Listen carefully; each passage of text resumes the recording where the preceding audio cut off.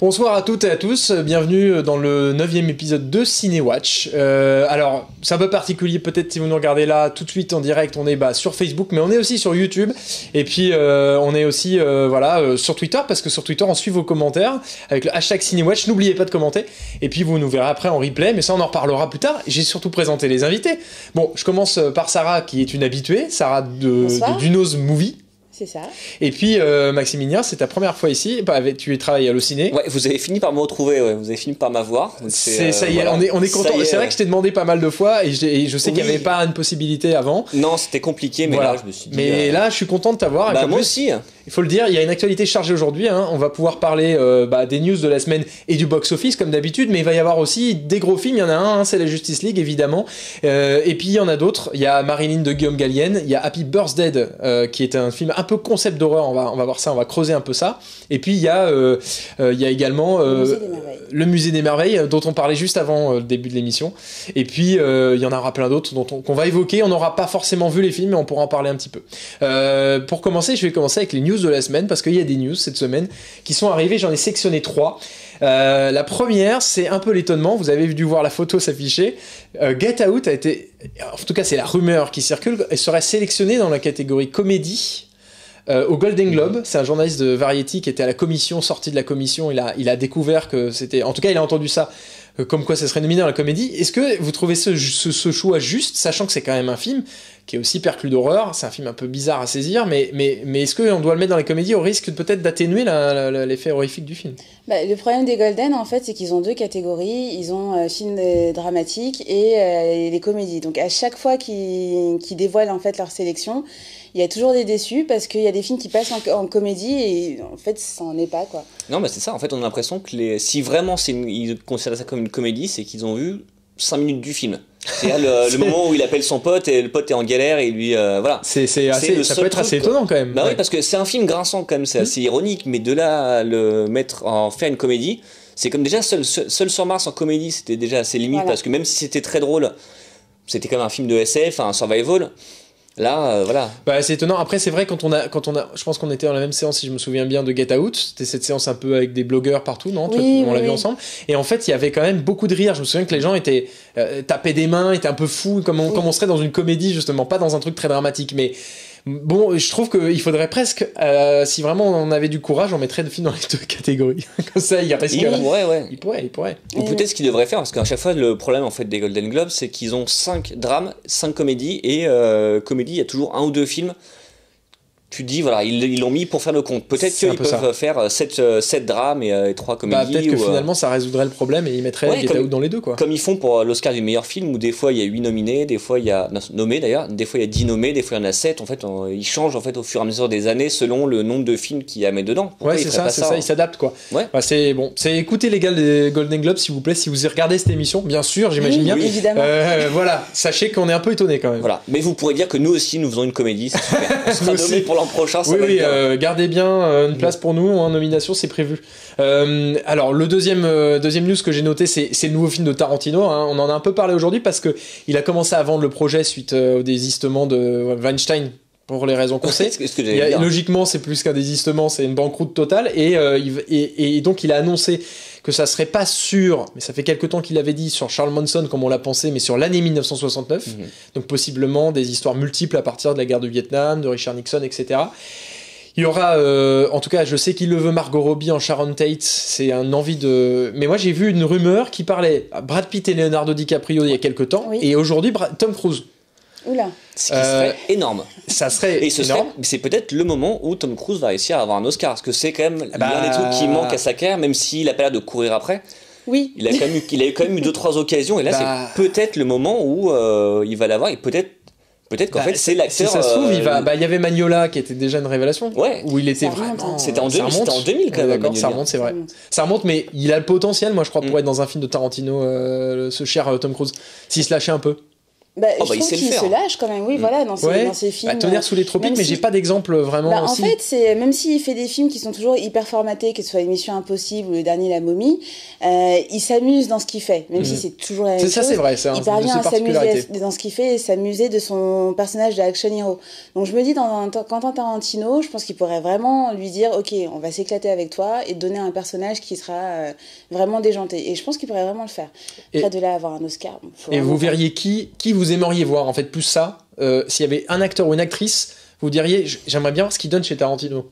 Ah bah moi tu me rajoutes Christian Bale et je suis déjà en train de faire la queue devant le cinéma. Mais c'est vrai.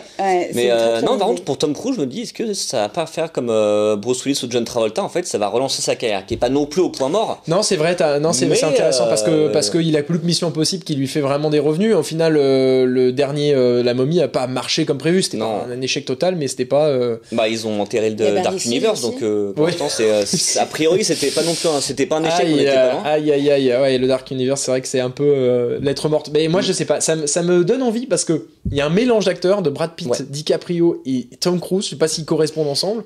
Moi, de toute façon, les Tarantino, j'y vais généralement les faire. Je me suis demandé si t'aimais les Tarantino ou pas. Ouais. D'accord. Ce qui peut être étonnant, en fait, c'est de voir un film avec Tom Cruise, mais dans lequel il joue pas Tom Cruise, parce que c'est un peu ce qu'on retient de ces derniers films. En fait, c'est ce qui est fascinant, c'est qu'il façonne sa propre personnalité sur grand écran. Là, je suis pas sûr que Tarantino ait écrit un rôle en disant c'est forcément Tom Cruise et personne d'autre. Je pense qu'il va devoir s'adapter à un rôle, comme tu disais, assez déjanté. S'il accepte de glisser dans les chaussures que lui a préparées. Il a intérêt. Franchement, qui refusera un film de Tarantino? Will Smith l'a fait sur Django Unchained parce qu'il n'était pas assez présent. C'était cette fameuse histoire. Oui, et puis parce qu'il a préféré faire quoi? Men in Black 3 After Earth. Belle idée. Bravo, Will. Excellent, bravo. Très grand regret. Oui, si tu me regardes. Du coup, je pense que Will va conseiller Tom Cruise en disant non, fais pas comme moi, refuse pas pour faire n'importe quoi. Mais moi je suis aussi curieux sur Tarantino parce que je trouve qu'il fait du cinéma un peu plus politique en fait, c'est-à-dire qu'à l'intérieur de ses films il y a cette thématique politique qui prend de plus en plus de place. Ça m'avait beaucoup marqué dans Les 8 salopards où il y avait toute cette histoire de lettre de Lincoln et toute cette violence qui est celle de l'Amérique en fait, plus en plus, ce fait qu'il s'attaque vraiment frontalement à une période bien précise de l'histoire américaine dans laquelle il y a beaucoup de choses à mêler.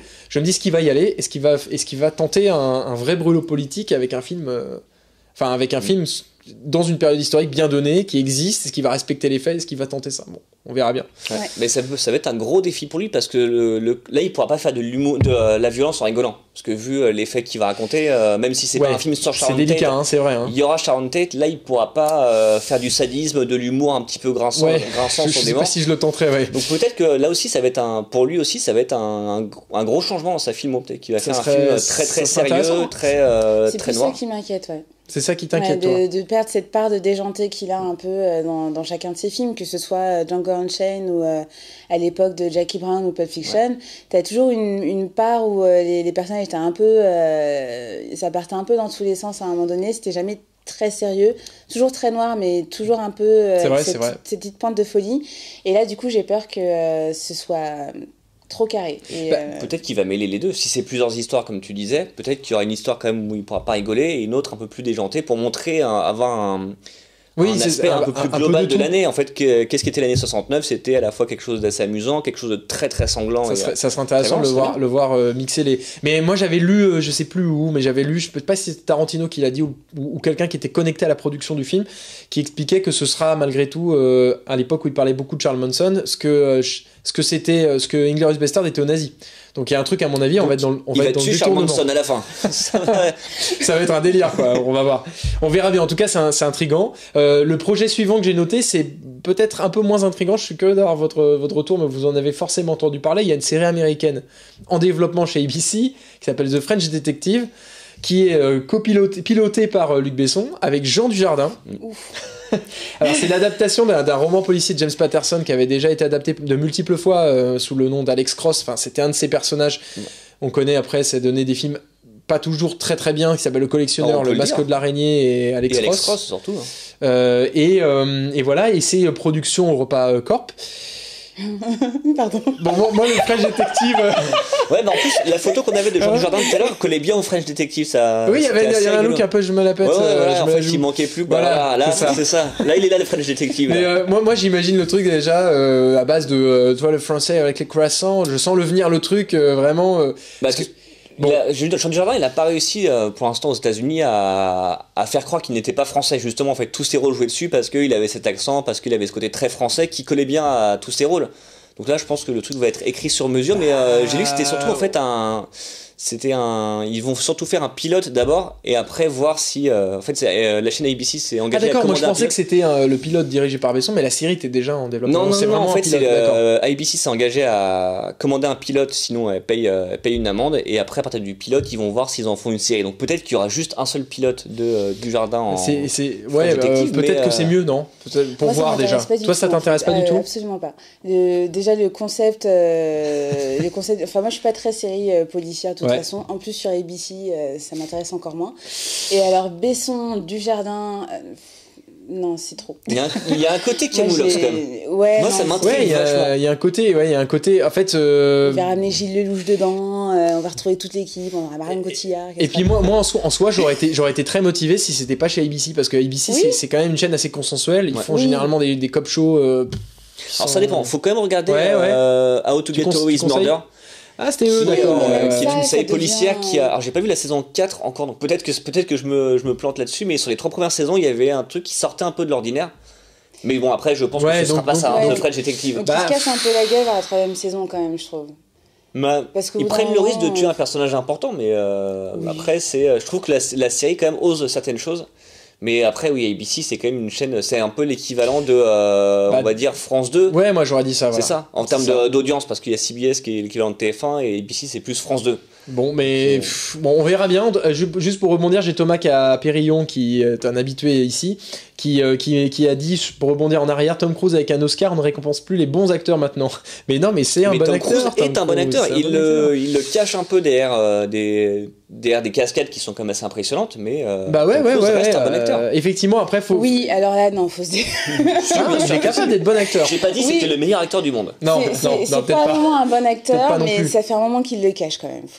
Disons qu'il a arrêté je trouve qu'il a arrêté de prendre des risques en fait, en dehors de peut-être de Mission Impossible qui sont des risques physiques. Il prend des risques physiques, c'est ça. Et est-ce que c'est ça qu'on a envie d'avoir? Bon, voilà, c'était un peu le tour des news que j'avais noté de la semaine, des projets un peu intrigants. On va peut-être maintenant passer au box-office, mais avant un petit jingle box-office comme on l'aime bien.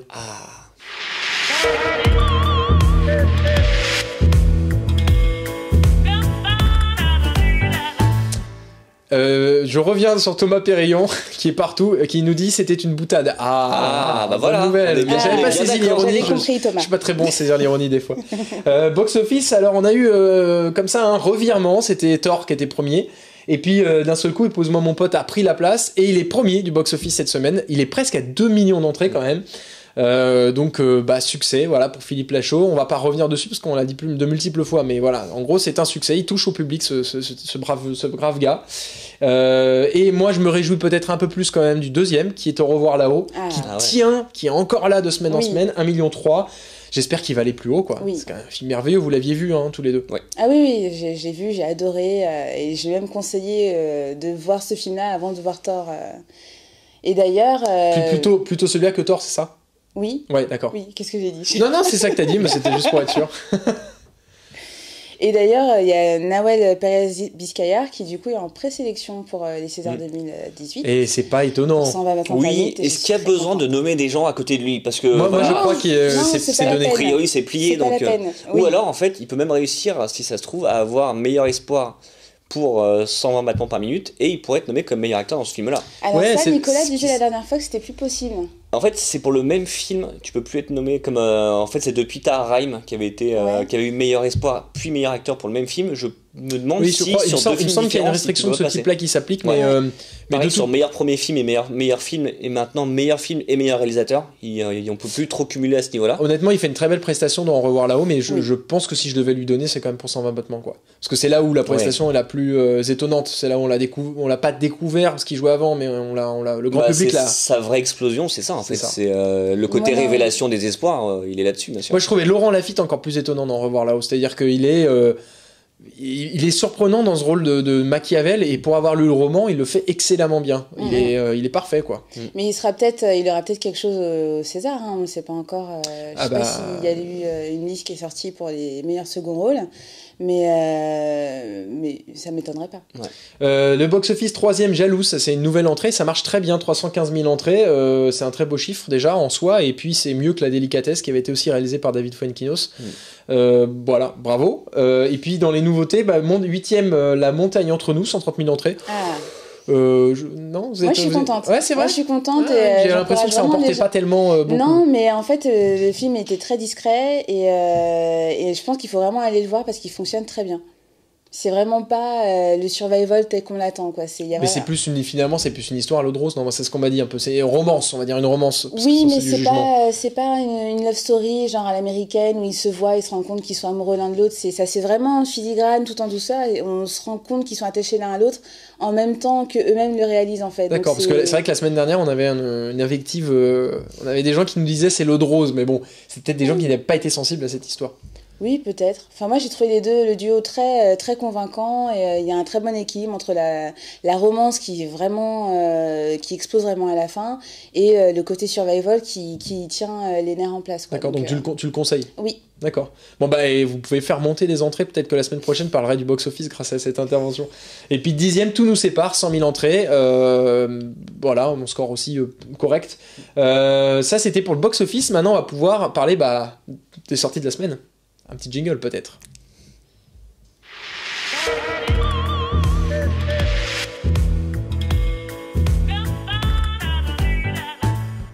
Petite salutation à Stéphane Carambourg qui nous suit de Belgique chaque semaine. Voilà, on est content de t'avoir. C'est chouette d'avoir des spectateurs de la Belgique. On va commencer dans le lourd, hein. On va commencer avec le gros poids lourd de la semaine. C'est Justice League de Zack Snyder. Je sais même pas si j'ai besoin d'expliciter, mais bon, c'est la réunion des super-héros DC Comics. C'est arrivé très vite, et puis c'est une production très chaotique. Il y a eu évidemment le départ de Zack Snyder du projet, il y a eu l'arrivée de Josh Whedon pour retourner des scènes, et puis on a beaucoup dit qu'il y a la tonalité qui avait switché pendant le tournage. Alors, en gros, donc on se retrouve avec cet objet-là, qui est très attendu évidemment, et dont on espère surtout que ce sera pas nul avant de se dire que ça va être bien. On va regarder la bande-annonce peut-être et on va reparler, non? Vous l'avez vu tous les deux? Oui.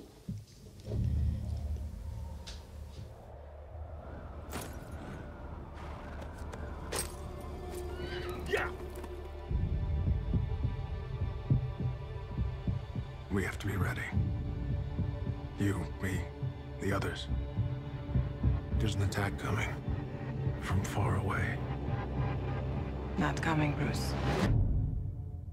It's already here. The others. Where are they? Arthur Curry, the Aquaman.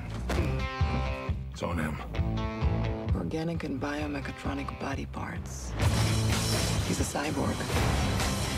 You should probably move. Barry Allen. Whoever you're looking for, it's not me. You're the Batman?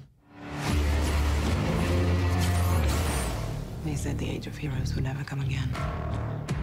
It has to.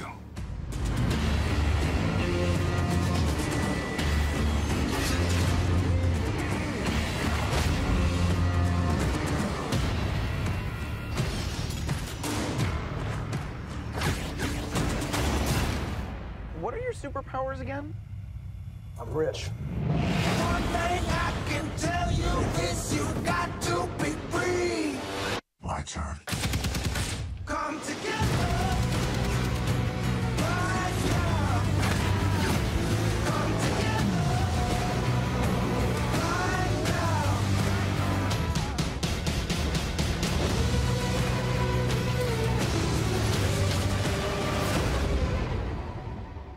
Shall we?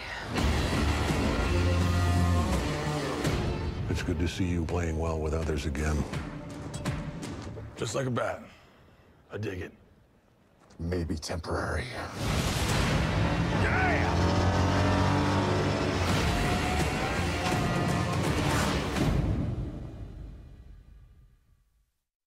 S'interroger en regardant cette bande-annonce si c'était une version La version qu'on a vue à la fin. Oui, on a une petite image de Warner à la fin.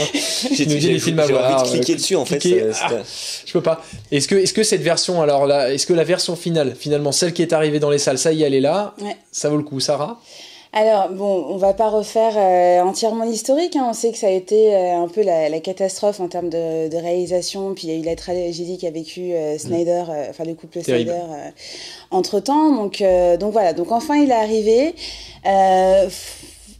C'est compliqué parce que c'est vraiment un film qu'on a envie de voir, on a envie de s'amuser devant et découvrir les personnages. Donc ça fait le job. Il y a vraiment voilà, c'est moins fouillis que dans BVS. Il y a un point de départ, il y a des rebondissements en cours de route, il y a une fin.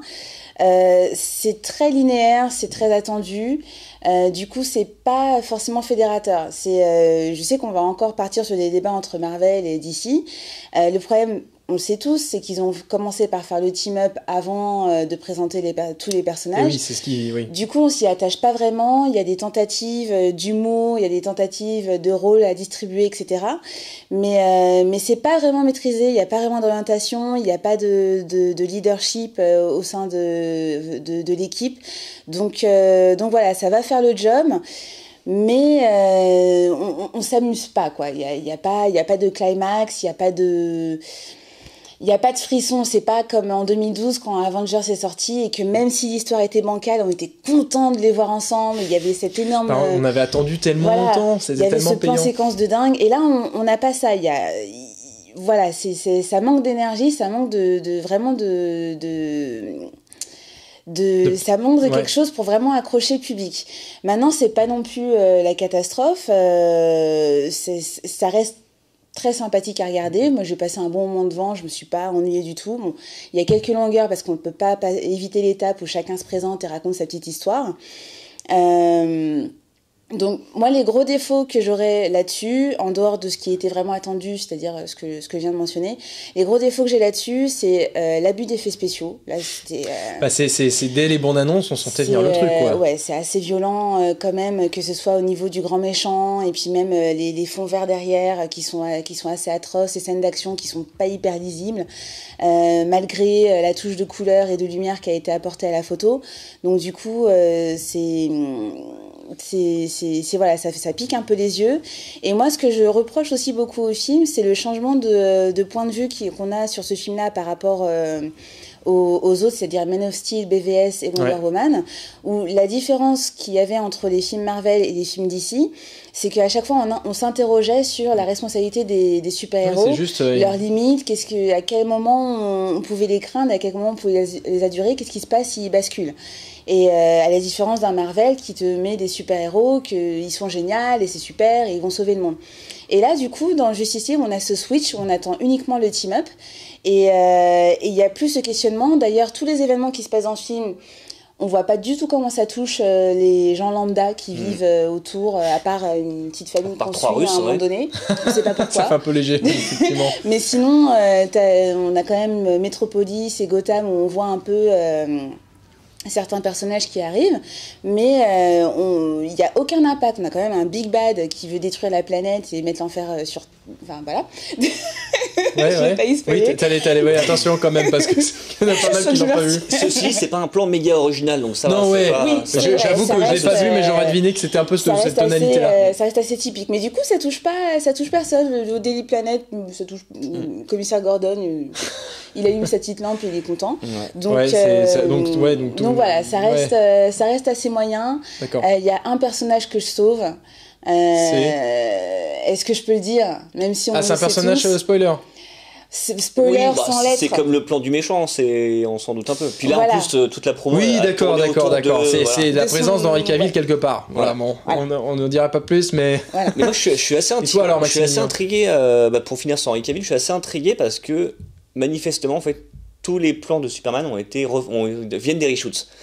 Donc je me demande, quel était le rôle de Superman dans le récit avant qu'on en arrive là ? À l'origine, ouais, c'est intriguant. Sachant qu'on n'aura a priori pas de version longue, puisque Zack Snyder ne fait plus partie du film et Joss Whedon n'est pas réalisateur. Donc, et puis c'est le genre de secret de polichinelle qui vont s'efforcer de garder de secret, quoi. Ouais, c'est dommage, parce que j'aimerais bien voir une version de 3 heures en fait qui prend plus de temps, parce que je suis d'accord avec toi qu'on s'ennuie pas, que ils ont fait un truc qui est compréhensible, qui est cohérent, qui est fun, qui est ramassé. Mais à mon sens, ils auraient dû passer plus de temps sur certaines choses, sur certains personnages. Et après, par contre, sur les personnages, là, je suis pas d'accord avec toi. Je sais pas comment. J'ai une certaine tendresse pour ce film parce que j'ai réussi à m'intéresser aux personnages juste assez pour avoir envie de voir leur film solo. C'est-à-dire qu'il va y avoir Aquaman bientôt, devrait y avoir Flash, même Cyborg. Moi, en fait, on m'a dit d'ailleurs qu'Aquaman était très réussi à ce titre-là, ce qui donnait envie aussi au film de. Exactement, en fait, on est assez optimiste sur Aquaman parce que déjà, le film a été fait après tout le chaos qu'il y a eu chez DC où ils ont refait tous les films juste après la sortie de Batman vs Superman. Donc il y avait Suicide Squad, Wonder Woman et Justice League qui ont été impactés. Aquaman, a priori, non. Flash, j'ai envie d'en voir plus parce que j'aime beaucoup le personnage et je trouve que dans le film il est bien, même s'il a 2-3 vannes de trop. Franchement, il lui donne le rôle du petit comique et c'était un peu attendu, c'est-à-dire c'est l'élément un peu. Oui, après dans la bande dessinée c'est le comique de la bande, donc ça se tient, mais tu peux enlever une ou deux. Oui, puis il vannes. en faut toujours un, c'est-à-dire que si on revient sur une structure à la Marvel, c'est d'un seul coup quelque chose où. Ouais, alors par contre, contrairement à ce qui a été annoncé, c'est pas non plus c'est pas la gaudriole le film. Il y a quelques petites vannes, mais quand il faut être sérieux, ils le sont. Contrairement même si j'aime pas trop comparer, contrairement à Marvel où j'aime beaucoup le dernier Thor, mais c'est vraiment de la rigolade du début à la fin. Là, quand il faut être sérieux, ils le font. Ouais, ils le sont. Et il y a des plans, il y a des très beaux plans dans le film aussi parce que Zack Snyder n'est pas un bon scénariste, ça c'est sûr, mais le mec sait mettre en scène. Et il y a des images qui sont assez fascinantes. Il reste en fait, il y a des restes de Zack Snyder parce que concrètement, moi je suis pas alors je rebondis un peu sur ce que dit Thomas aussi, hein, lui il s'interroge sur le choix de la DC de lorgner du côté de Marvel. Alors tu le disais justement à l'instant, pas tellement. Parce que selon lui le problème de BVS c'était la cohérence et l'équilibre narratif. Exactement. Plus que le ton. C'est vrai que moi là où je trouve un peu triste le départ de Zack Snyder, qui est aussi consécutif à des tristes nouvelles qui sont pas seulement inhérentes à problème de production, c'est le fait que malgré tout Snyder, on a beau dire ce qu'on veut, il a un style bien trempé à lui. Oui. Qui tranche avec le tout venant, et avec le Justice League il avait la possibilité de faire éclater son style dans tous les sens. C'est-à-dire qu'il a une galerie de personnages qui correspondent, qui sont des demi-dieux à accepter Batman, et il y a ce truc où d'un seul coup on est finalement pas vraiment avec ça. Moi je te rejoins dessus, pardon. mais effectivement c'est vrai qu'on a eu beaucoup de retours la semaine dernière comme quoi c'était un film qui était hyper drôle, hyper coloré, etc. Alors effectivement c'est moins sombre que ce qu'on on a pu voir dans BVS ou dans Men of Steel, mais c'est pas non plus Los Angeles, quoi. D'accord. Ça garde cette tonalité un peu sombre. Voilà, c'est pas du tout le festival de couleurs, et effectivement il y a des tentatives d'humour dedans qui fonctionnent ou qui fonctionnent pas. Moi ça m'a pas j'ai rigolé un peu de temps en temps, mais c'était pas du gag ou du comique de situation toutes les 5 minutes. Il y a effectivement Flash qui est toujours là pour détendre l'atmosphère, mais c'est pas de l'humour à la Marvel, donc mais de toute façon ce sera forcément un débat parce que Joss Whedon vient de Marvel Studios, même si je rappelle quand même que Joss Whedon est un fan de DC, c'est un des premiers forcément, fans. Parce qu'un bouffeur de comic books, il aime les deux. Bien sûr, et quand tu regardes les premières saisons de Buffy contre les vampires, on est en plein DC, hein, on n'est pas du tout du côté de Marvel. Donc voilà, je pense que cette comparaison, on peut rassurer les fans hardcore de DC. C'est pas du Marvel. Et en revanche, il y a Alan que tu connais sans doute bien, Alan Banvillain, qui lui dit dans Justice League il n'y a aucune cohérence et visuellement c'est fait par un stagiaire. Moi. Si le stagiaire est Zack Snyder, voilà. Ça, moi j'en veux. J'ai pas vu le film donc je sais pas, je prends pas parti, mais. Non, après, ce qui est dommage en fait, c'est que sur le papier, un film réalisé par Zack Snyder et écrit par Joss Whedon, ça peut vraiment taper. Sauf qu'en fait, ils ont fait le truc à l'envers, c'est-à-dire que Joss Whedon est arrivé en cours de post-production. Ouais, là, c'est pas. Et il a dû retourner les scènes lui-même. Mais après, sur la cohérence, il y a quand même 2-3 petites choses en fait qui collent pas vraiment avec BVS. Par rapport au final déjà, enfin par rapport à la dernière image de Batman versus Superman, il y a un truc qui colle moyen dans le film. Voilà, oui, on dit rien. Par rapport à un personnage, un personnage qui n'est pas dans le film d'ailleurs. Non. Et non mais oui, excuse-moi Sarah, vas-y, on t'a coupé.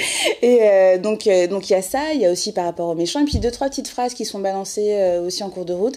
Donc mais par contre au niveau de la cohérence, c'est quand même beaucoup plus clair que le fouillis qui était annoncé qui était Batman versus Superman, par rapport à Batman, qui voulait raconter plusieurs histoires en même temps. Là il y en a qu'une seule et on s'y tient, quoi. Mais quand on regarde le grand schéma des choses, c'est-à-dire que Marvel ont fait ça très bien d'ailleurs, c'est-à-dire que c'est pas seulement les films solo qui conduisent au grand, c'est qu'entre eux ils ont des connexions très claires. Est-ce que il y a pas quand même un cafouillage entre toutes les visions qui s'opposent dans la DC, la ligne DC, par rapport aussi aux films qui vont venir. On sent qu'ils cherchent un peu leur ton, leur pied. Mais est-ce qu'il n'y a pas un risque que ça continue cette histoire et que ça continue d'être des soucis de production? J'ai l'impression, j'ai envie d'être optimiste et de dire que non. Parce que, comme je disais tout à l'heure, quand Batman versus Superman est sorti, le truc a été mal accueilli et c'était un peu le bas de combat chez DC en se disant faut qu'on change tout. C'est-à-dire qu'il y avait Suicide Squad qui était en cours de montage, ils l'ont complètement massacré. Oui. Il y avait Wonder Woman qui était en cours de tournage, ils l'ont un peu retouché, mais franchement ça s'est bien passé. Et il y a Justice League, en fait, il devait commencer à se tourner avant la sortie de Batman. Le tournage a été repoussé parce qu'ils ont dû retoucher le scénario, ils sont lancés en production, puis ils ont changé en cours de route et on a vu on en a parlé tout à l'heure, ça a été un petit peu chaotique en coulisses pour rester mesuré. C'est vrai qu'il y a eu aussi des histoires avec Ben Affleck qui lui fait un gros coup de froid, un gros coup de dépression aussi. Oui, bien sûr, qui arrive et qui impacte tout le monde aussi. En même temps, c'est vrai que le mec, le jour où il a été choisi, il s'est fait pourrir sur le net, alors que il fallait laisser le bénéfice du doute. Il en est revenu quand même. Il en est revenu quand même parce que maintenant tout le monde accepte Ben Affleck en Batman. Je le trouve assez convaincant. Oui, alors justement, moi j'ai envie de dire que c'est pas tellement Justice League. Le problème, c'est que au bout d'un moment, faut lancer Batman dans l'action, quoi. Moi j'en ai un peu marre. Je repense toujours à cette scène dans BVS en fait où les trois commencent à affronter Doomsday et en fait on voit les petites oreilles de Batman qui dépassent de derrière un rocher et en fait qui participent pas vraiment à l'action. Et on retrouve le même problème dans Justice League où il est un peu à part. C'est les autres qui mènent qui mettent un peu qui font un peu l'action et lui il gravite un peu autour. On sait pas trop ce qu'il fait des fois, il arrive et il est essoufflé, c'est parce qu'il est plus âgé, c'est parce que Ben Affleck a couru avant et il était à la bourre pour la scène. Non mais voilà, donc c'est un peu étouffé. Ouais, d'accord, je vois ce que tu veux dire. C'est dommage et puis il y a tout ce qu'on nous a teasé à propos de ce Batman vieillissant. Oui, ça c'est quelque chose qu'ils ont en fait finalement assez laissé tomber. C'était un peu de la gauderie, enfin c'était un peu du froufrou quoi, c'était histoire de faire croire que moi je trouve que ça se ressemble moyennement même dans Batman. C'est ça, et puis en fait c'était parce que Batman vs Superman était très très lointainement adapté de The Dark Knight Returns qui est sur un vieux Batman. Là ça colle plus et en fait d'ailleurs c'est on parlait des thèmes du film tout à l'heure parce qu'il y a quand même des thèmes dans le film, même s'ils ont laissé le côté questionnement sur la nature d'un super-héros, il parle de l'espoir, de la lumière face aux ténèbres, donc c'est plus logique que Batman soit moins essoufflé, soit moins renfrogné qu'il l'était dans le film d'avant. Bon, je vais devoir malheureusement couper parce qu'on a encore d'autres films dont il faut parler. Je vais juste préciser qu'il y a 2 scènes post-génériques. Oui, alors c'est effectivement... Dont une qui peut-être annonce ce qui va se passer chez DC dans les années à venir, dans les films à venir. D'accord, voilà, alors restez après le générique. Enfin jusqu'à la fin, après non, ça va, la lumière va se rallumer, il y aura plus personne. Restez pour la 12e séance si vraiment vous adorez le film, mais a priori ça va, il n'y a pas d'autres surprises au début. Mais je laisse le mot à la fin quand même aux gens qui nous écrivent. Alors Alan dit qu'il parlait lui des effets spéciaux surtout qui gratinent l'œil et on dirait qu'il n'y a pas de budget, ça aura très mal vieilli dans 2 ans. Et puis j'ai Tim Isma qui dit film Netflix avec 5 opus à venir pour avoir de la valeur. C'est vrai que bon, ça se discute. Je peux pas vous laisser le droit de réponse malheureusement. Je suis désolé. C'est bien dommage. Le temps file. Mais oui, je sais, mais c'est le jeu. On va parler quand même d'un film que vous avez vu juste maintenant. C'est Marine de Guillaume Gallienne. Alors là, rien à voir avec les super-héros. Il y a moins d'effets spéciaux. J'étais un peu déçu. Je crois qu'il y a moins de bastons. La scène post-générique, je l'attends encore. La scène post-générique très décevante, quoi. Elle est pas là. Ceci dit, quand tu vois l'affiche, on dirait qu'elle se bat avec une table. D'ailleurs, c'est vrai. On dirait. Finalement, c'est une table démoniaque. On sait pas. Ça pourrait être un autre film. Ça pourrait, elle étend un linge ou un truc comme ça, mais ouais. Elle se bat effectivement avec une table. Elle a super pouvoir. Elle étend les linges super rapidement. Elle sera dans Justice League 2. Attention. Oula, le teasing, ça a spoilé. C'est spoilé la scène post-générique. Guillaume Gallienne, si tu nous entends. Donc c'est Guillaume Gallienne qui revient à la mise en scène après Les Garçons et Guillaume à table, le succès qu'il a connu en tout cas. Et on va regarder la bande-annonce. Je vais lancer la bande-annonce et puis on revoit après. La bande, c'est assez clair. Ça va là, hein? Et là on me refile les petits rôles qui débarquent avec des gueules comme ça. Alors moi je veux bien, mais c'est pas marqué dermato ici. Eh là, j'ai pas fini, cocotte, hein? On tourne pas les Fantman.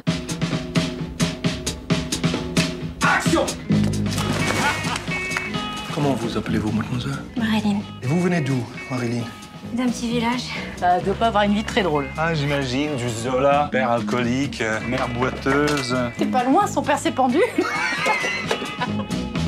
C'est le temps de l'amour, le temps des copains et de l'aventure. Vous parlez l'anglais? Oui. Hello, what do you want? Hello, what do you want? Vous avez l'air triste. Vous aussi. Non, moi triste, non. Moi je suis pas triste, moi je suis désespéré. Hello, what do you want? On se dit qu'à 20 ans. Vous savez, Marilyn, ça fait 3 jours que je vous observe. Je vous trouve très belle. Vous avez une présence magnifique. Et vous, les hommes ou les femmes, enfin l'amour quoi. Moi, je m'emballe. Mais après, je tombe que sur des dépressifs. Cette blessure, où va ma lèvre à l'aube de l'amour? Où bat ta fièvre un peu comme un tambour? D'où part ta vigne en y pressant des doigts? D'où vient le cri le même chaque fois? Cette blessure, d'où tu viens? J'attends que la musique se termine, hein. J'ai la politesse avant tout. Oui, c'est très gentil. Alors je rappelle pour les gens qui n'auraient pas saisi bien dans cette bande-annonce l'histoire, c'est Marilyn, donc qui a grandi dans un petit village. Elle a souvent vécu enfermée, si j'ai bien compris, dans sa maison avec sa famille, puis elle part devenir actrice à Paris et elle se retrouve avec la méchanceté des gens, mais elle n'arrive pas à se défendre parce qu'elle est timide. Est-ce que j'ai résumé le film avec des tables mollement? aussi, et elle se bat avec des tables. Difficile. C'est toujours cette bonne vieille histoire. Est-ce que ça vaut le coup? Je vais peut-être lancer Maximilien et je reviens vers toi, Sarah. Et est-ce que ça vaut le coup? Alors moi je n'avais pas vu la moindre image du film et j'étais resté sur Gallienne de Les Garçons avec Guillaume à table. Et ça n'a rien à voir. Ouais. Donc je pense que beaucoup de gens vont être déstabilisés parce que c'est moins... s'il n'y a pas la même énergie, il n'y a pas d'humour du tout, il n'y a pas la fantaisie qu'il y avait dans l'autre et qui a pu plaire. Parce que je pense que si le film a marché, au-delà du sujet personnel, c'est parce que c'était un film fantaisiste, vraiment, qui était très joyeux. Là, c'est l'inverse. C'est la douleur, c'est l'humiliation, l'alcoolisme. J'ai trouvé ça un peu pesant. Ouais. Je trouve que Gallienne, dans l'excès, dans la comédie, ça passe bien. Dans l'excès, dans le drame, j'ai été moins emballé. Alors que pourtant, je trouve l'actrice très bien. Adeline Dermy, je rappelle, sociétaire de la Comédie Française, qui finalement trouve ici un premier rôle presque pour la première fois. Oui, parce que j'ai vu qu'avant, elle avait joué dans Camille Redouble, elle a joué la peste numéro 3. C'est-à-dire que si on l'a remarqué, c'était numéro 3, un petit peu tendu. Moi, je l'avais noté je l'avais vu dans Yves Saint-Laurent aussi. Oui, elle a joué Anne-Marie, c'est ça? Peut-être là aussi qu'elle a croisé Guillaume Gallienne. Elle a des airs de Marie Gillin, ce qui est assez... Ils ont fait un téléfilm ensemble, en fait. Ah oui, voilà, c'est ça. Ce qui est assez... Puis de toute façon, la comédie française, ils ont dû se croiser aussi là-bas, mais je trouve qu'elle a un air de Marie Gillin, ce qui est assez fascinant, et vraiment, le rôle est très casse-gueule, parce que vraiment, le sous-titre du film, ça pourrait être « Elle a bien morflé ». Et elle s'en sort très bien.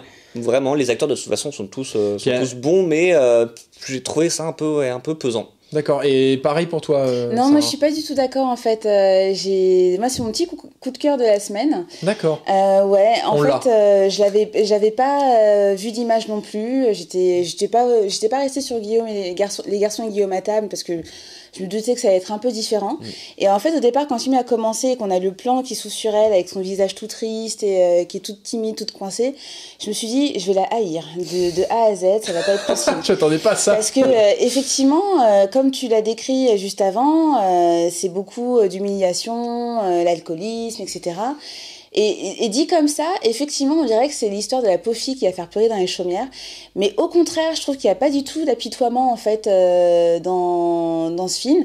C'est vraiment une tranche de vie qui tourne autour de cette femme qui veut faire une carrière de comédienne où elle doit puiser des émotions au fond d'elle, mais elle n'arrive pas à les faire sortir. Et en fait, on la voit se vautrer, on la voit se relever petit à petit, on voit des personnages lui tendre la main et l'aider à avancer jusqu'à ce que elle puisse enfin trouver sa voie et je trouve qu'il nous emmène en fait au cours Guillaume Gallienne nous emmène en fait dans cette histoire autour de cette nana qui est tout à fait ordinaire et qui en même temps a une présence à l'écran parce qu'effectivement l'actrice est formidable, mais je trouve que le personnage est vachement bien écrit. Enfin, quand on pense à Marilyn, on pense à Marilyn Monroe, la sensualité, etc. Et quand on la voit, on se dit bah c'est pas ça du tout, mais au final, quand on creuse le personnage, il y a la même fragilité, il y a la même féminité qui en ressort. D'un coup, elle est habillée en paysanne avec une robe qui ressemble à rien, et 2 secondes après, on la voit avec des jambes de 10 mètres de long qui dépassent un mini short où elle est super super belle, elle mange la bouche à un type. Et en fait, c'est tout ce côté versatile en fait qui font vraiment un personnage qui est hyper entier et auquel on s'attache. Et comme si on se reconnaissait en elle. Il y avait une part de nous qui était un peu. Voilà, ou comme si on reconnaissait une amie ou une étape qu'on a traversée. Moi, c'est un film qui m'a beaucoup bouleversée. Je suis sortie de là, j'étais profondément touchée. Et parce que c'est très simple. Et en même temps, c'est une femme multiple et c'est plein de facettes différentes. Et je pense que Guillaume Gallienne se pose beaucoup de questions sur la féminité en général. Oui, c'est sa marotte. Mais d'ailleurs, c'est un projet qui porte en lui depuis 15 ans. Il expliquait que c'était une femme qui lui avait parlé de son histoire et qu'il avait eu envie de le faire depuis avant Les Garçons et Guillaume à table. Et il veut pas dire qui c'est en fait. Donc je me dis, enfin, on se demande, est-ce que c'est une actrice connue ? Oui, une actrice, c'est vrai. Est-ce que c'est une actrice ou quelqu'un de la comédie française ou du cours Florent ? C'est curieux. Qui ça pourrait être bon ? Bah, ça intrigue beaucoup quand tu sais ça. Et par contre, là où je suis d'accord avec toi aussi, c'est il a eu la bonne idée de ne pas faire Les Garçons et Guillaume venaient débarrasser la table ou un truc comme ça. En fait, de rester en cette veine-là alors qu'il avait eu peut-être César. Je pense que c'est quelqu'un qui avait. Je me souviens qu'à la sortie des Garçons et Guillaume, il avait fini le film et on lui posait la question de ce qu'il voulait faire après. Et il avait dit qu'il voulait faire un projet très différent. Mais non, mais il a eu ça. Qu'on aime ou qu'on n'aime pas le film, on peut que saluer le fait qu'il ait pris des risques. Parce qu'il faut quand même y aller. Et voilà, j'ai peur que le public soit désarçonné par rapport à son film d'avant. Mais au moins, voilà, il a tenté ça. Et Adeline Dermy, possible César de la même déjà, elle est présélectionnée également dans la catégorie meilleur sport féminin. Elle a ses chances. Elle a une présence qui est fantastique. Elle a tout, quand tu la vois sans image, sans rien, elle a tout de la fille que tu as envie de claquer.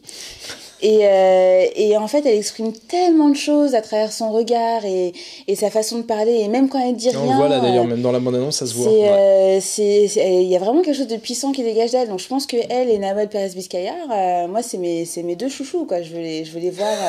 Alors, pour moi, le problème, en fait, c'est que face à elle, il y aura sans aucun doute Garance Marillier de Grave. Non, mais la fraude. Et là aussi, c'est un peu. Quel rôle. Un peu quasiment plié. Elle serait pas plutôt en. Elle passerait peut-être en meilleure actrice et l'autre peut-être en meilleur espoir, étant donné l'expérience d'actrice qui est derrière.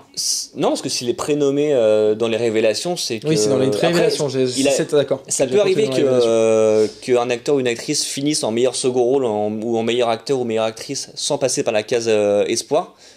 Mais là, normalement, si elle est dans les révélations, ça devrait... Mais elle va être au moins nommée. Si elle n'est pas nommée, c'est une aberration. Ah oui. D'accord.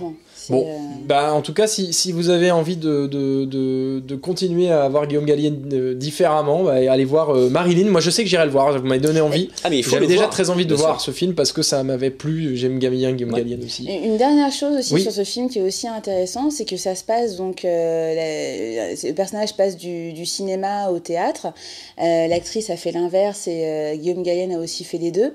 Et je trouve ça intéressant la vision qu'il donne en fait de ce monde-là, qui sont finalement c'est très en filigrane et c'est pas vraiment exploré, mais on sent vraiment que les liens sont différents sur un plateau de tournage de film ou sur des planches de théâtre. Et c'est ça qui porte aussi le personnage. Donc, c'est intéressant. Et d'ailleurs, Thomas me signale Laetitia Doche, Noé Habitat, Solène Rigaud et Garance Marillier. C'est très serré, elle mérite vraiment. C'est vrai que on verra ce que donnera à César.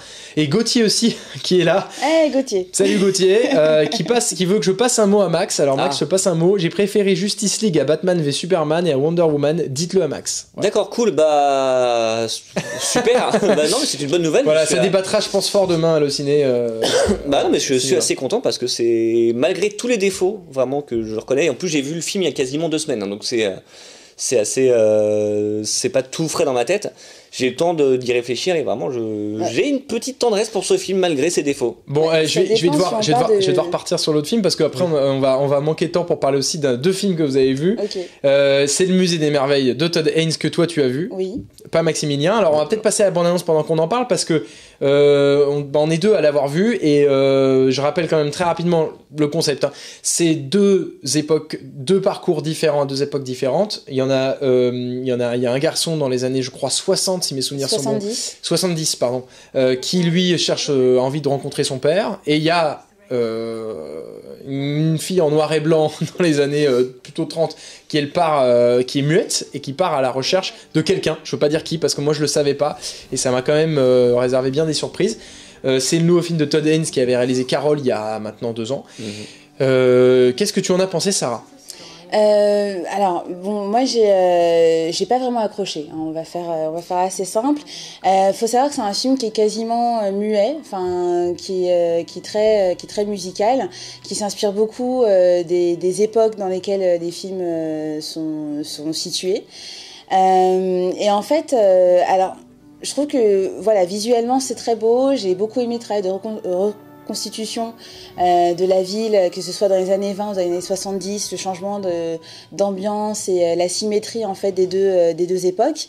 Maintenant, ce que je reproche à Todd Haynes, c'est le même reproche que j'avais fait pour Carol, c'est que ça manque d'émotion, quoi. Au début, les enfants sont touchants, il y en a une qui est sourde de naissance, l'autre il lui arrive quelque chose et il devient sourd aussi. Donc du coup, ça explique aussi pourquoi ils sont portés par la musique constamment. Mais à la différence d'un film muet ou même d'une comédie musicale, le son ou l'absence de son ne génère rien en fait dans l'histoire. La musique est hyper envahissante et elle reste assez monotone. Ça fait un peu musique d'ascenseur. Enfin, désolée pour le compositeur, hein, mais c'est pas vraiment une musique qui emballe ou qui fait vivre le film. Donc côté visuel, c'est très beau. Après, l'émotion, les deux gamins qui se baladent dans la ville, je m'en fiche, quoi. J'ai rien ressenti, enfin... Non. Ça t'a laissé de marbre. Ça m'a laissé froide complètement. Mais est-ce que c'est pas ça, en fait, ce que tu disais, la force, à la fois la force et peut-être la faiblesse du cinéma de Todd Haynes, c'est qu'il fait beaucoup des films à la façon de... Quand il fait Loin du paradis, c'est à la façon de Douglas Sirk dans les années 50. C'est ce qu'on dit, oui. Quand il fait I'm Not There, c'est à la façon des différentes époques dans lesquelles Bob Dylan évolue. Carol, c'était pareil aussi, c'était un drame à l'ancienne. C'est peut-être ça. On a l'impression que c'est un cinéaste qui est né à la mauvaise époque et qui aurait voulu faire des films dans les années 50, 60, 70, en fait des mélodrames. Moi je trouve qu'il y a un peu de ça. C'est vrai que quand même la particularité ici, c'est que c'est Brian Selznick qui avait fait à la base un roman illustré pour enfants qui a été adapté par Todd Haynes et qui avait déjà été adapté par Martin Scorsese sur Hugo. Et en fait, c'est des cinéastes qui sont pas prêtés forcément à ce jeu d'exercice dans le sens des romans pour jeunesse. C'est pas vraiment l'univers qu'ils traitent. Sur Carol, tu vois, cette froideur, je trouvais qu'elle fonctionnait. Moi, elle m'a beaucoup ému. Hein, j'ai énormément touché par Carol parce que c'était une retenue qui était solidaire de l'idée du film. C'est-à-dire que c'était des femmes qui devaient être dans cette attitude de devoir retenir toujours les émotions. Tu réprimes, t'es obligé de réprimer tes émotions. Voilà, et en fait, sa pudeur à lui, ça lui permettait de parler de ce sujet qui est pas évident, et ça permettait de te laisser éclater dans une scène très sensuelle, qui est vraiment très très belle dans Carol, que je ne veux pas dévoiler, dans lequel justement on est pénétré, je trouve, en tout cas, moi j'y étais réceptif par Attention. J'aime beaucoup ce choix de mots. Je sentais qu'il allait y avoir un accident. C'est pas pénétré, je me suis laissé investi par l'émotion. Et sur celui-ci, je suis comme toi, c'est-à-dire je trouve que le procédé de mise en scène, là, cette fois-ci, il est tellement visible que finalement il ne se contente que d'illustrer. Exactement. Et j'ai pas même réussi à bien saisir le projet qui est derrière ça, parce que sans rien dévoiler, il y a une dernière demi-heure assez étonnante qui part dans une direction un petit peu différente par rapport au film, en tout cas qui décrit un projet, j'essaye de pas spoiler, c'est difficile, mais qui décrit un projet de film un peu presque conceptuel, presque méta, et en fait j'arrivais pas à saisir où ils voulaient en arriver. Je me suis dit on va rester avec cette gamine et on va être vraiment au ras du sol avec eux et ça va permettre de faire naître une émotion, et en fait il devient presque cérébral. Voilà, moi je suis resté un peu comme toi, de marbre aussi. Voilà. Ça m'a pas transcendé. Est-ce que tu as envie de le voir, toi, Maxime? Oui, bien sûr, j'ai envie de... j'aime bien ce que fait Todd Haynes. Faut aller le voir, hein, cela étant dit. Mais... Oui, voilà, de toute façon, c'est un film que je voulais voir parce que c'était un film de la compétition cannoise, déjà, c'est toujours quelque chose d'intéressant. Et puis, c'est Todd Haynes, il y a Julianne Moore, c'est Michelle Williams aussi. Donc, ça, non, je vais aller le voir, même si je sais que les échos sont un petit peu mitigés. Un petit peu plus mitigés que sur les autres, ouais. Alors, la presse aime bien. Et puis Thomas, qui commente bien ce soir. Coucou Thomas, lui, c'est son gros coup de cœur de la semaine. Je suis désolé, c'est vrai que tu pourras pas. Tu pouvez venir voir les commentaires de Thomas, qui est assez long, sur la page Facebook. Hein, n'hésitez pas à le rebondir dessus ou à liker, parce que il a un bel argumentaire. Mais non, c'est vrai que moi, ça m'a pas beaucoup ému. Puis dans la sélection canoise, je trouvais qu'il avait plus sa place hors compétition. C'est presque un film. C'est presque un film qu'on a envie qui est beau, mais qui est comme ça, justement, un peu juste beau. Moi, je t'avoue, je l'ai vu et je l'ai oublié très vite, en fait. Hein. Ouais, un peu aussi.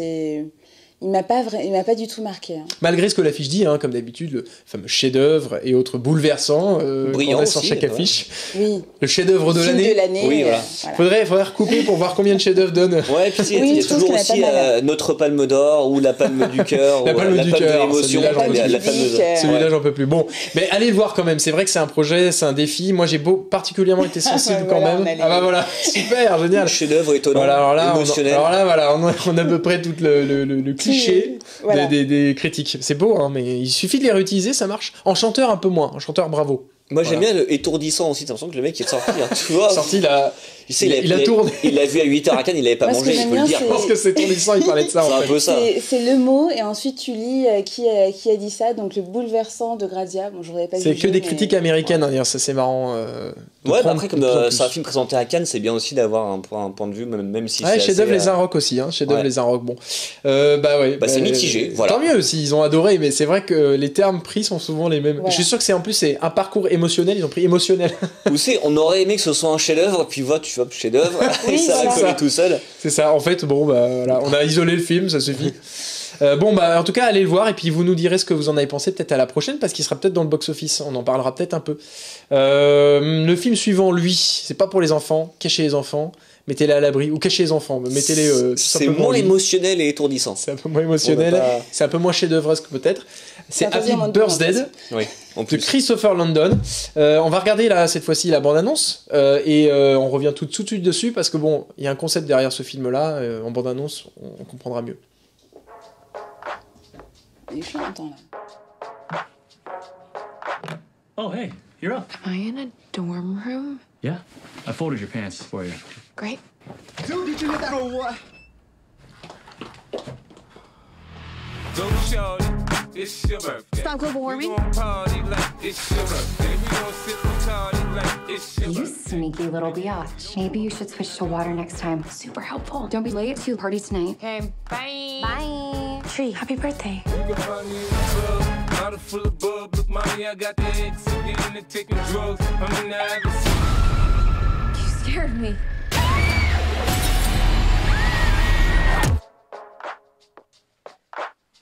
Hey, you're up.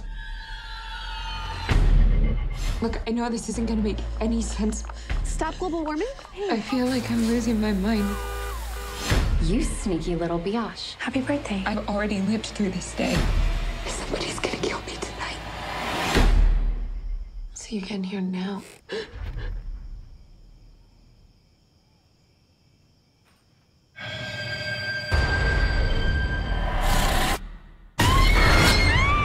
Is everything okay? Shut up! Shut up! Assuming that I believe any of this is even possible. Sprinklers. Car alarm. The way I see it, you have unlimited amount of life. Bon voilà, en fait je crois que voilà, on a bien, moi je crois qu'on a commencé à saisir le concept de ce film.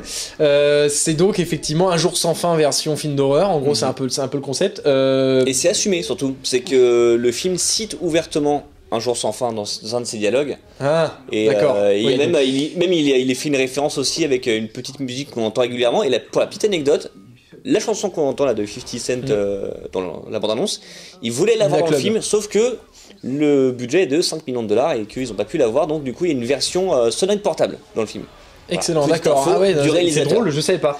Je savais pas du tout. Mais c'est vrai que oui, 5 millions de dollars, parce que c'est aussi produit par Jason Blum, faut le préciser, c'est le nouveau pape de l'horreur, c'est le bonhomme derrière la franchise Insidious, Paranormal Activity, Get Out, Split.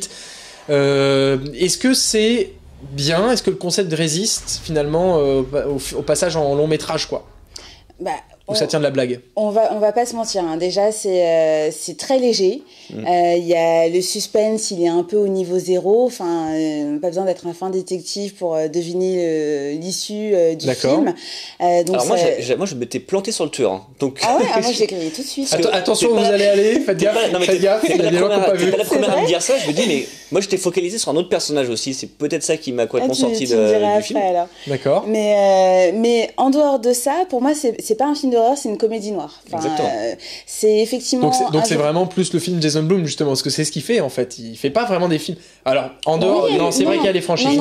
Mais les films originaux, j'ai l'impression qu'ils virent de plus en plus vers ça, Jason Blum. Oui, et puis là, en fait, il y a une sorte d'ironie ou de moquerie en fait sur les codes horrifiques. Là, on se retrouve avec la blonde cliché de film d'horreur qui s'est pourchassée par un tueur et qui finalement vire complètement et refuse de passer pour la victime de service. Et en fait, il y a un côté hyper décalé, hyper fun et totalement assumé en fait dans le film qui rend Happy Birthday aussi attendu que surprenant. Il y a des clichés qui sont suivis à la lettre et d'autres qui sont détournés complètement et tu dis qu'est-ce qui se passe quoi. C'est vraiment surprenant. Alors moi j'ai une tolérance qui est assez élevée, mais je pense dire très facilement que ça fait pas peur. D'accord. Mais ça reste vraiment sur de l'humour macabre, de l'humour noir. Enfin, le fil rouge du film, c'est quand même comment elle va se faire buter pour la 36e fois, quoi. Donc voilà. Mais il y a un côté, voilà, qui est hyper fun et on se marre, en fait, devant cette critique de la jeunesse américaine un peu dorée, les sororités, le campus américain, les gros clichés sur les pin-up et les geeks, etc. Et voilà, donc moi tu conseilles plutôt tu conseilles de regarder, mais surtout pour les fans de films d'horreur, ça fait plaisir d'avoir un film avec un peu un côté rafraîchissant. Tu valides toi, Maxime? Ouais, mais exactement, et même je trouve que ce côté boucle temporelle, je me demande si c'est pas aussi une façon pour le film de se moquer de tous ces films d'horreur qui refont sans cesse les mêmes choses. Ouais, c'est vrai, il y a le côté méta justement. Ouais, mais lui, le réalisateur le fait et il assume en fait. Et il y a même ce qui est un peu pour moi le passage obligé des films de boucle temporelle, c'est cette petite séquence de 2 minutes où ils enchaînent vachement un peu plein de situations. Là encore où genre ils se baladent à poil dans le campus. Et voilà, il y a ce truc là qui vraiment montre que c'est vraiment le basculement du slasher vers la comédie, c'est dans cette séquence là. C'est vrai que c'est intéressant.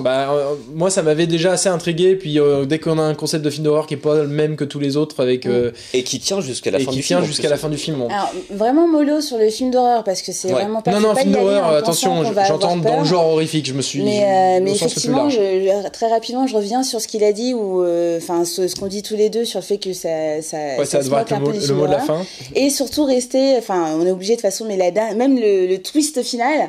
Il se moque également des films Jason Blum et je trouve que c'est très bien vu. D'accord, bon moi ça m'a donné envie, j'espère que ça vous a donné envie aussi. Mais je vais aller le voir, voilà, c'est tout, j'y vais maintenant, ça non, je rappelle quand même quelques autres sorties de la semaine parce qu'on les a pas vues, voilà, c'est pour ça qu'on n'en parle pas, mais si jamais vous les avez vues, n'hésitez pas à le dire en commentaire. Il y a Par instinct de Nathalie Marchak avec Alexandra Lamy, l'histoire d'une femme qui s'occupe d'un bébé qu'on lui a donné et elle essaye de retrouver surtout la mère. L'Étoile de Noël de Timothy Reckart, la nouvelle production Sony Pictures Animation spécialement pour Noël. C'est parfait, ça tombe bien. C'est bientôt Noël. M de Sarah Forestier, alors ça me l'a beaucoup conseillé. Je dis coucou à Thomas Périon, de nouveau, qui lui, je sais, a beaucoup aimé le film. Avec Sarah Forestier, sa première réalisation sur l'histoire d'un homme qui est illettré. Moi, ça me donne très envie, ça. Il y a Redouane Arjan que j'aime beaucoup, un super comédien de stand-up. Diane et les épaules de Fabien Gorjard. Je tourne mes petites notes avec Claudette Helm. Et puis Simon et Théodore de Michael Burch avec Félix Moati sur l'histoire d'un homme qui se découvre père et puis il n'est pas vraiment fait pour être pour ça. Et enfin Kibula de Georges Ovachili, long métrage géorgien, et Paradis d'Andrei Konchalovsky qui lui a eu le meilleur réalisateur au Festival de Venise. Ça fait tout un programme, donc il y a beaucoup de films à aller voir cette semaine. Choisissez bien cette semaine, choisissez bien. Marilyn. Merci beaucoup Marilyn, je crois que c'est Marilyn, j'ai entendu par là il me semble. Toi c'est Happy Birthday. Un peu finalement, tout l'échantillon. Ou Justice League, ouais. Ou Justice League. Ouais, voilà. Et ça, c'est le truc que tout le monde va aller voir. On sait bien qu'on va tous aller voir. Oui, après, si Justice League voilà, est en complet, second choix. Happy Birthday, ouais. D'accord. Oui, merci en tout cas beaucoup, Sarah. Merci beaucoup, Maximilien, d'avoir été là. C'était chouette. Merci. Et puis, merci à vous qui avez regardé. N'oubliez pas que c'est en replay. Donc, si jamais vous voulez revoir ou partager l'émission, vous pouvez toujours le faire. Vous pouvez commenter sur #CinéWatch, on répond. Et puis, on vous dit à la semaine prochaine. Parce qu'il y aura encore des films la semaine prochaine, heureusement.